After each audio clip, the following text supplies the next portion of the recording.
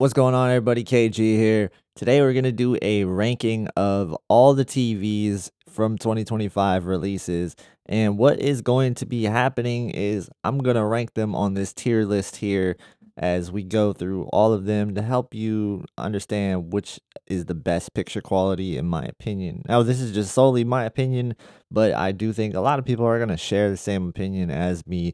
But definitely let me know if you agree or disagree with my choices in the comments after this video. Before we start, I just want to help qualify the tiers a little bit. So the clones is going to be kind of the bottom of the barrel TVs. And this is going to be if you walk into Costco or any other department store where you're looking at TVs and you see all these budget value TVs and they look very similar, you're just going to look at them and you're going to be like, well, these are like the same TVs, but just different brands. That's what I consider the clones. You'll see what I mean when I start ranking them a little bit later. D is going to be a step up from that. You're going to still have pretty mediocre picture quality overall, but it still is going to be maybe a little bit there for HDR. You can start to do HDR a little bit, but not quite to the degree that you would like to do it. C is where you can start getting pretty good HDR performance out of your TV, but contrast still may be lacking a little bit. And that's where you're going to want to go to the B tier, where you're going to get a good TV with pretty good contrast overall, but there's still not going to be the top level picture quality to these TVs. I'd say the B category is going to be good enough for most. And then when you step up to A tier, this is going to be the great TVs. These TVs are going to be well-known TVs that are always highly respected, and these are going to be centerpieces that are wanted in most living rooms. And then the S tier is reserved for the best of the best, and this is really going to be strictly for people that demand the most out of their picture quality. And you're going to get the S tier TVs, which is the elite level TVs, the premium category of TVs. You're only going to find the best TVs in the S tier.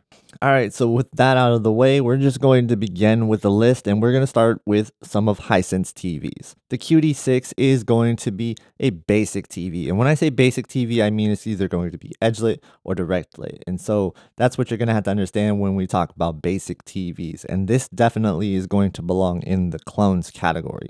I think that this TV, if you go into the store and look at this TV next to the other TVs that are out there, you're going to notice that they all look very similar, which is going to be a theme when you look at those TVs in the clone section. You're going to be like, oh yeah, I recognize that. I've been in these stores before, and you're right. These are the clones. All right, this next one from Hisense is going to be the QD7. And this is going to be very similar to the QD6, but it is a step up, but not a huge step up. And this still belongs in the clones category for me. It's not going to be a great TV overall. It will be lacking some things about it. The Hisense U6. This belongs in the D tier. It's a good entry-level TV. Overall, it's going to give you okay peak brightness, so you can start to get on the lines of HDR a little bit, but you're still going to probably want a little bit more out of your TV if you're going to be watching HDR. You'd probably strive for something a little bit better than this, but for a better HDR experience, you're definitely going to want to go to this next one, the U7. This TV overall is going to be a pretty good TV. It's going to be one of the best bangs for your buck in this category for sure. Like, it is a good TV overall, and just because it's in the C tier doesn't mean that it's a bad TV. So, like, the C tier is pretty good still. You have to understand that about these rankings. They're very strict, and they are based on picture quality, not value. If we're talking about value, I would put this really high because I think it is a good bang for your buck TV overall. Going up, we have the Hisense U8. It is going to be really good, and the performance of it is going to be better than the U7, but I think if you put them side by side, they wouldn't be that much a difference to most people. So it's really hard to decide where this one goes. The processing, in my opinion, won't be as good as some of the top brands, but it is still a good TV overall. I think because of the brightness performance out of this TV, I will put it in the B tier. It just does deliver a really good HDR performance. Because of that, the contrast, though, it is going to be lacking, and you'll see that with other TVs in the B category. That's it for the Hisense TVs. Now let's move on to the TCL TVs. Here we got the QM5K from TCL, and when I look at this TV, I see a very similar performance to, say, like the QD7, for example. really similar TVs. The U6 is kind of similar, but I do think the U6 is a better TV overall. I think the QM5K is one of those borderline TVs, again, between the D series and the clones, but I'll still keep it in the clones category because overall I do think that it's not as good of a TV as, say, the QM6K, which belongs in the D category, and it's very similar to the U6, for example. I think overall it's a good TV, and I think a lot of people are going to get good performances out of this category. And once again, like the C tier we were talking about, the D tier doesn't mean that it's a bad TV overall. It's just a pretty good TV and you're going to like the performance, but we're just talking about ranking picture quality. I would put it in the D tier. Going up from there, we have the QM7K, and this is where I would put this in the C category. The C tier for the QM7K is a very similar performance to the U7. These are going to be kind of head to head in terms of which one you should get. It really is going to depend on the features and what you're looking for out of the TV.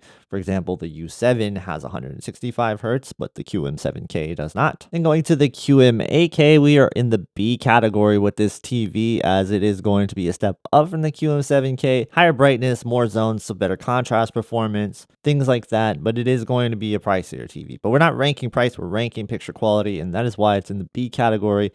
It's a good TV overall. I do like this TV. The QM9K, we're going to also put it in the B category. It is higher peak brightness and slightly better contrast, but it's not going to be enough to go into the A category for me. If you saw the QM8K and the QM9K side by side, the differences aren't going to be that huge. And I want to say this to be fair, if you look at the U8 and the U7 side by side, the differences aren't going to be large with that as well, unless you're looking at something that's going to deliver high peak brightness. But you're talking about the QM8K is going to be delivering enough brightness for most things. And the QM9K gives you more brightness than you actually do need. So it's really kind of hard to say. I think it's a very similar TV to the QM8K, and I would say it does belong in the B tier just because the contrast performance of this TV, it is using a mini LED backlight, and that is why we're landing where we're landing with it. And the X11K is the next one. It is going to be in the B tier as well. It is a good TV overall. It's probably TCL's best TV that they have to offer currently right now. It is going to have really good picture quality, and the contrast performance is among the best of all their mini LED TVs. It's a really great TV overall, but just is going to lack the contrast that some of the other premium options will give you, and that is why it sits in the B tier. All right, now let's move on and let's get some of these Amazon TVs out of the way. So the 4 Series absolutely belongs in the clones category. It's a pretty basic TV. The Omni series as well belongs in the clones category. Nothing special about these TVs, but if you want a little bit better performance out of a Fire TV from Amazon, the Omni Mini LED will give you that. Moving on to Roku, we have the Roku Select, which belongs in the clones category. Moving on to the Roku Plus, it's between the clones and the D category for this one, but I will put it in the clones category just because I don't think a lot of people are going to love this interface, and the contrast performance is going to be slightly better than some of the other TVs that are in the clones category, and it's an okay TV overall. But if you saw this TV once again in the store, it won't be really blowing you away. There's nothing so impressive about the picture quality that makes it belong in the D series, where if you saw this next one from Roku, the Roku Pro, in the store, you'd think that the contrast performance was a lot better than the other Roku TVs, and it does belong in the D category. It's going to very much belong in this category. It does a really good job at the contrast performance for one of these TVs. One TV I forgot to mention from Hisense was the Canvas. I'm going to go ahead and throw this in the clones category. It's a basic TV. It's one of those artsy TVs where you're kind of paying for the art look for it more than anything else. It's a TV that's pretty average overall, so I will put it in the clones category. All right, now let's move on to the Samsung category. And we start here with the U7900. This is going to belong in the clones category, a very basic TV once again. Same thing with the 8000F, slightly better than the U7900, but not because of picture quality really. It's just because of the features and the HDMI ports. So these are going to be things that separate the TVs, is like, what kind of features it has.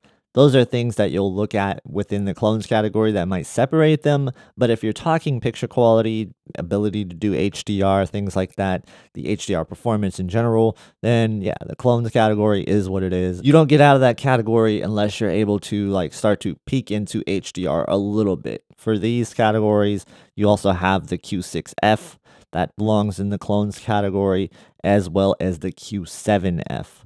Moving on from there, we have the frame. And the frame, sadly, is going to be in the clones category also, where this is where you're paying for it is the art. You're paying for the art thing.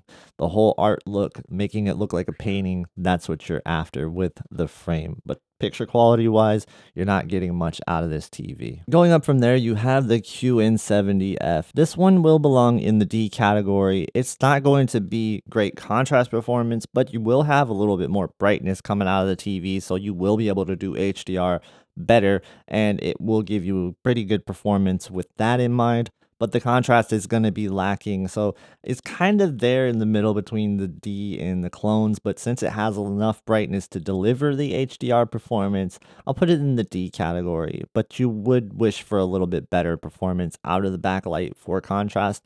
But it being an edge-lit mini LED TV, it's a very similar contrast to a regular edge-lit TV. So there's nothing too special about this TV, but it does deliver the brightness. And the same thing with the Frame Pro, which is very similar to the QN70F. This TV let me down. I was hoping for more out of a Pro version of something like the Frame Pro. I was hoping for more, but it's really just a QN70F.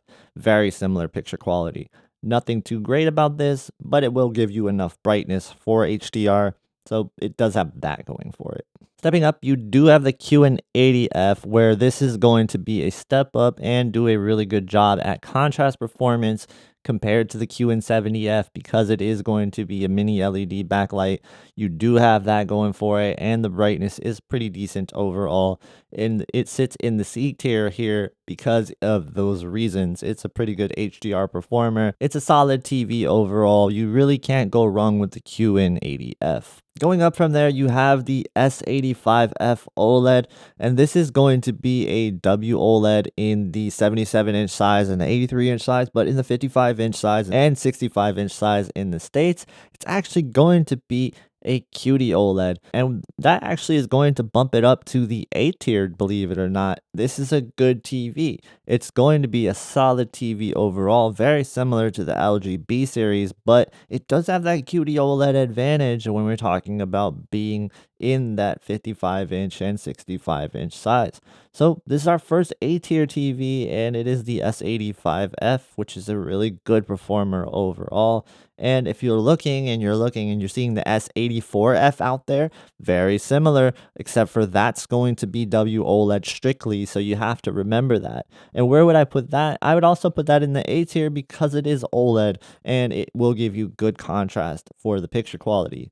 And moving on to their next TV, the QN90F. This is a mini LED TV as well, similar to the QN80F. This one is going to belong in the B tier. It's a good TV overall. It's going to have a really nice high peak brightness performance, good contrast overall, but still not enough contrast to crank into that A tier like the S85F. Like if you compare the S85F and the QN90F, QN90F is going to be brighter, but the S85F is going to blow it away when it comes down to contrast. So you'll have to understand that's the biggest separation point. And contrast is the most important thing with picture quality, in my opinion. I stand by that. I think if you put people in a room and look at TVs side by side, the thing that will stick out the most, other than brightness, is going to be contrast. I think contrast will be the differentiator in people's eyes when they're looking at TVs. The finite details, it's just going to stick out so much more. And this was really apparent when I was looking at the QN90 series next to the S90 series QD OLED. I thought that was a huge difference in contrast performance. And since the peak brightness was similar, it almost looked like it was just a big blowout. And speaking of the S90 series, the S90F, where are we going to put this one? Is it an A tier TV? Actually, no, it's our first S tier TV of the day because it is going to be QD OLED technology, which is going to be better than WOLED. But unlike the S85F with the QD OLED, this is going to strive to be greater because it is going to deliver high peak brightness. out of the TV as well. So the S85F is kind of capped at that 800 nit mark, where you do have the S90F really pushing the limits, and you can get high peak brightness out of this. So really great HDR performance and great contrast overall. It is an elite level TV at a mid-range price. I really highly recommend the S90F to everybody that is going to look at TVs in the mid-range category. This is one that has to be on your short list of things to look at. And finally, we have their pinnacle TV, the S95F. And since the S90F is in the S tier, the S95F also belongs in the S tier. This is going to be higher peak brightness than the S90F, but it does have one thing you'll have to know about it, and it does have a matte screen coating, which I forgot to mention on the QN90F also has a matte screen coating. So you'll have to know that about these TVs. The QN90F's matte screen coating is a little bit worse than the one on the S95F. The one on the S95F is more refined, and it does a really good job overall, and I would say there's less problems with it than the QN90Fs, but they're all going to create problems if you have direct light hitting it, so you do have to remember that, and you'll have to understand that your room situation may not align with the screen coating, so you really want to look into the screen coating because it can be either helpful to your room or it can actually be a detriment to your room. So for most people, it will be a solution for them because it does eliminate a lot of reflections in those high brightness environments where glossy TVs, you will see like a mirror-like reflection from your TV.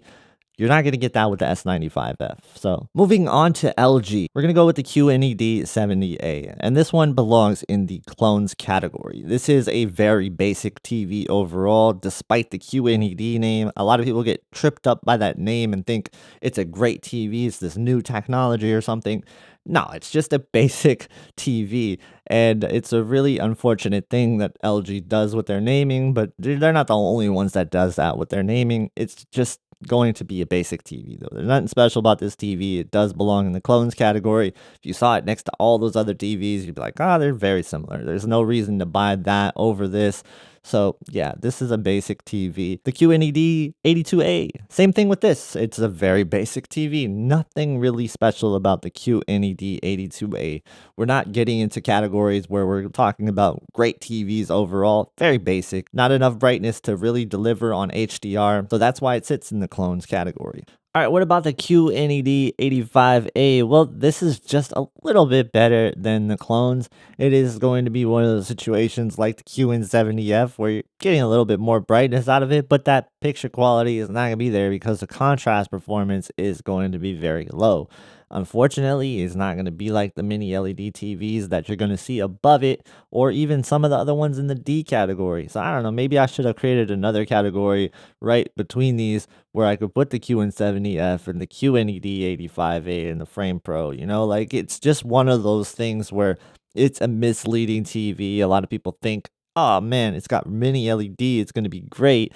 This is not the case with the QNED 85A either. Yeah, the peak brightness is going to be a little bit better than what you're going to find in the clones category, but the performance of it, not very good. However, if you step it up to the QNED 92A, you are going to get pretty good performance overall. And this is going to be kind of on the borderline between C and B, and I do put it in the C category. It's a very similar TV to the QN80F. In fact, when I was looking at similar TVs in the past, the QNED 90 was comparable to the QN85F, and very much similar things are happening here with the QN80F and the QNED 92A.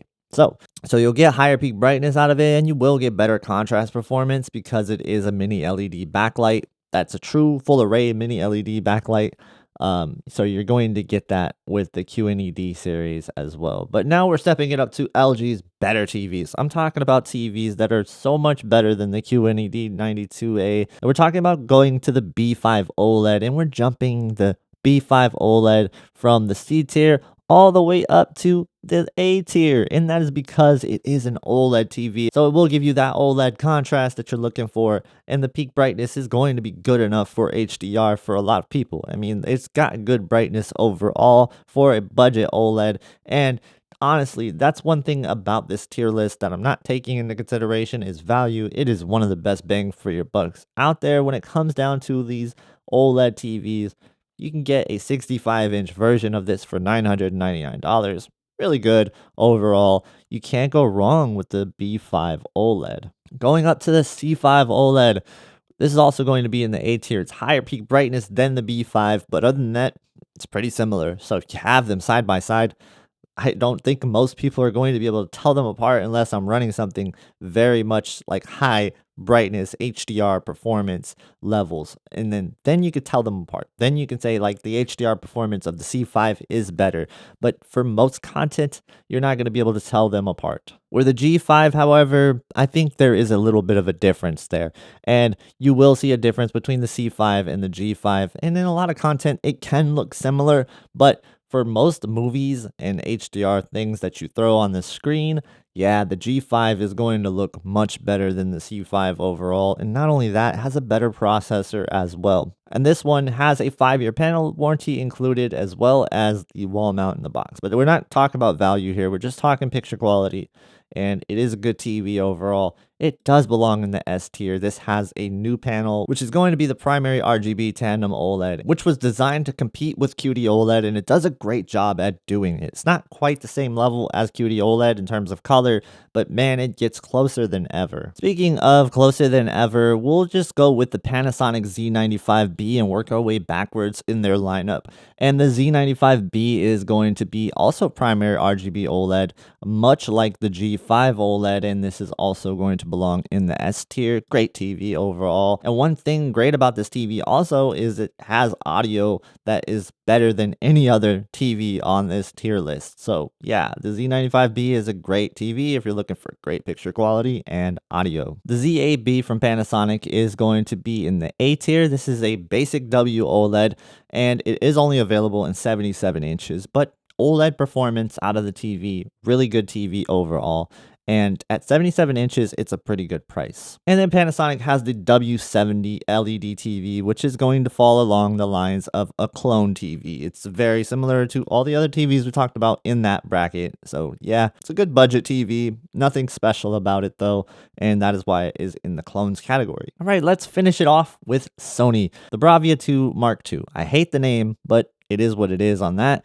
And this belongs in the clones category. It is going to be very similar to these other TVs we just talked about, and let's throw the Bravia 3 into that mix as well. Slightly better processing than some of the other TVs in the clones category, but the brightness performance, the contrast performance, very similar along the lines of the clones category. Moving on though, if you want to get out of the clones category, you have the Bravia 5, which will step you up all the way to the C tier, and it's a good performing TV overall. Good contrast overall, though not the best that Sony has to offer in the mini LED department, but it is a really good TV. It's a step up from the X90L in some ways. It's designed to be the successor to the X90L, and much like the X90L, it will sit in this kind of category where you're going to be a good TV overall. If you want to step up in picture quality from the Bravia 5, you have the Bravia 7, which bumps you up peak brightness wise and gets you to the B tier with these rankings. You will see that the Bravia 7 has high peak brightness, and it is going to deliver a really good picture overall. The viewing angles do leave some things to be desired for sure when it comes down to this, but when you get to the Bravia 9, you do get a little bit better performance out of the Bravia 9 when it comes down to viewing angle, and the contrast performance, it's better as well. It is the best mini LED TV that I have seen personally, and I still do hold it to that regard. So the Bravia 9 is a great TV overall. It belongs in the B tier because it is a mini LED TV. It's not going to deliver the same type of contrast, and this became apparently clear when I had the Bravia 9 next to the G4 last year. There was a big difference in contrast performance, and the G4 was just as bright as the Bravia 9 most of the time, if not brighter in those challenging scenes. So as great as the Bravia 9 is, it still won't be OLED levels of good. So what about the Bravia 8 or the XR8B, which is very similar to the Bravia 8? Pretty much the same TV. This one is going to belong in the A tier. This is a good OLED TV overall. Great processing with the XR processor, so you do have that going for it, say over the C series, though it's not going to be as bright as LG's C series. So you do have this TV if you are looking for great processing, great streaming options. the Bravia 8 or the XR8B is a good TV overall. I highly recommend it still to this day, and the price is pretty good. But if you're buying right now, definitely get the XR8B over the Bravia 8. Moving on to the A95L, this is the QD OLED that has been in their lineup, but it does return because it is going to return the 77-inch version, and the 55 and 65-inch versions of this TV are on sale. So that's something that is good. But again, we're not ranking price, we're just ranking performance, and it does belong in the S tier. It was in the S tier in my previous rankings, and it stays in the S tier because it's a QD OLED TV. A slight step up from that is going to be the Bravia 8 Mark II. It is better than the A95L, but the difference isn't going to be large enough for everybody to spend the extra amount of money. So some people are just going to settle and get the A95L, which is fine, it's good. But if you want the best TV when it comes down to movie watching, I believe the Bravia 8 Mark II is that, where the S95F from Samsung is the best gaming TV. That is the kind of way I would rank the best TVs overall. These aren't in any particular order. If they're in this tier, they're just in this tier. So just have to remember that. I'm not ranking them based off of where I'm placing these markers. They're just in the tier categories. That's all. Let me know if you agree or disagree with this list. And if you need more help with your TV buying decisions, definitely check out these videos right here. Thank you guys so much for watching, and I hope to see you in the next one.